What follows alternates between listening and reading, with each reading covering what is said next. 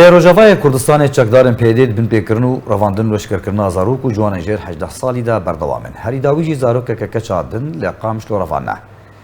Birêdwaneke dengî de taybet ji bo Rêbaz News dayîkek bi navê Xewla Derwîş Sfûg ku bi regez erebe ragihan ku keça wê ya 16 salî Ehed Emîn Ebdilgenî piştî nekûkiyeke malbatî ev bêhtir ji 10 rojane ji mala xwe ya li bajarê Qamişlo derketiye û cariyê pêdê ve hatiye leşkerkirin. Dayîka Ehed duriya Rêbaz News re bang li aliyên pêwendîdar û rêxistinên mirovî û ragihandinê kir alîkariya wê bikin û keça wê ya jêr 18 salî ji ba pêdê serbest birdin û vegere mala xwe.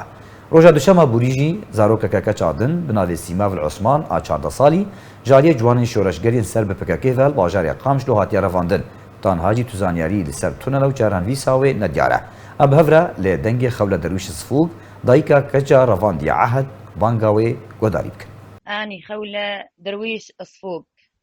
عندي بنت اسمها عهد عبد القني أمين. صار لها 10 أيام ضربها أخوها وطلعت من البيت زعلانة والتحقت بالآبوتية.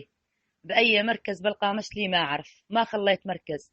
أضرب على حالي وألطم على حالي تيرجعون بنتي ما حد يرد علي. أريد بنتي من الجهات المختصة، الجهات المعنية، من الصحافة، من أي مكان جهة تابعة للآبوتية. أريد بنتي طفل قاصر، صار لها 10 أيام اليوم. أذبح حالي، أظل أصيح من مركز المركز. إيش سويتوا بي؟ أريد بنتي، أريدها، رجعوا لي إياها شلون ما كان أريدها. بنتي طفل ما تفهم، عمرها 15 سنة.